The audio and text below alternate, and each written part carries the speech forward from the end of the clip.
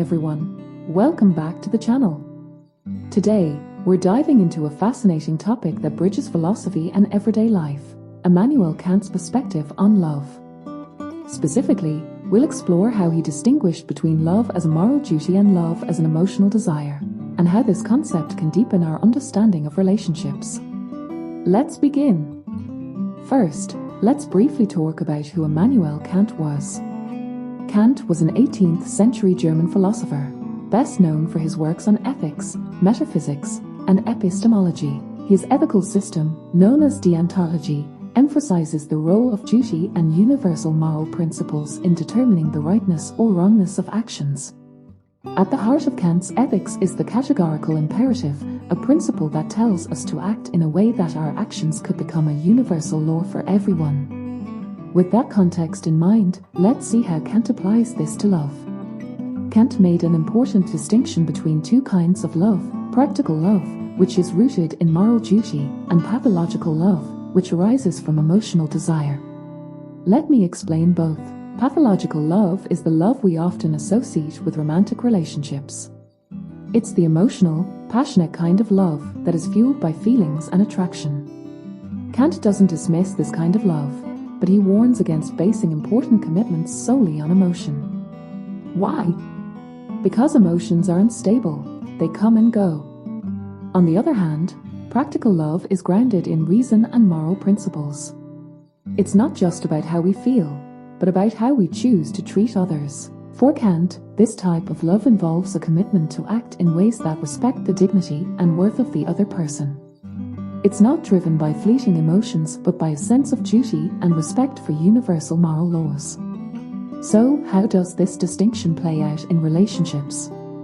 Kant believed that love in its truest sense requires more than just emotional connection. For him, real love involves a moral commitment to the well-being and respect of the other person, regardless of how you feel in the moment. Here's an example. Imagine a couple, Alex and Taylor. When they first meet, their connection is electric.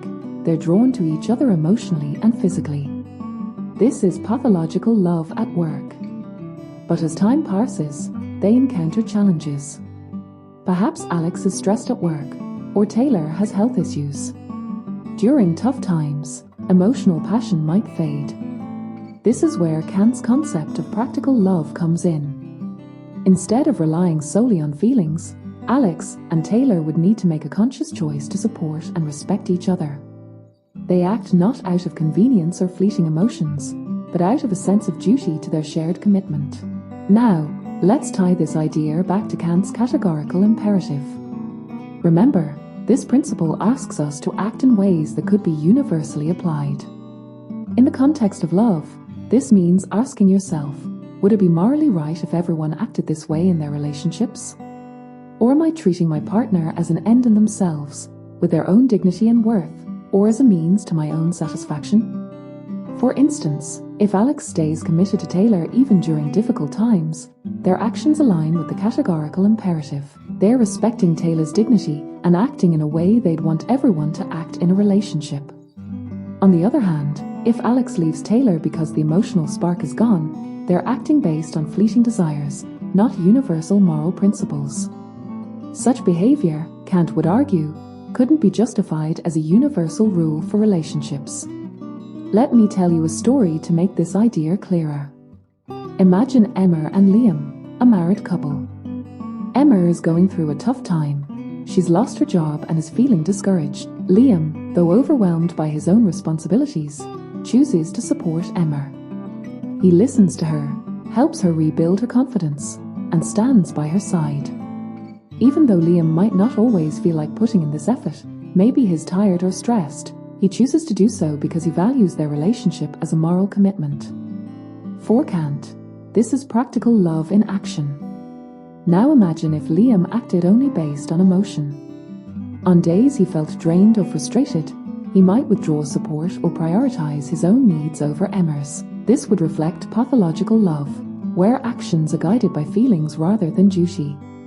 Here are the key takeaways from Kant's perspective on love. 1. Pathological love is driven by emotions and desires, while practical love is rooted in moral duty and respect for the other person's dignity. 2. True love in Kant's view involves treating your partner as an end in themselves, not as a means to your own happiness. 3. The categorical imperative reminds us to act in ways that could be universalized. In relationships, this means choosing actions that respect commitment and human dignity, even when emotions waver. So, what can we learn from Kant? He reminds us that love isn't just about feelings, it's about commitment, respect, and moral responsibility. By balancing our emotions with our ethical principles, we can build relationships that are not only passionate but also enduring and meaningful. That's all for today. If you found this helpful, don't forget to like, subscribe, and let me know in the comments how you see Kant's ideas playing out in modern relationships. See you next time.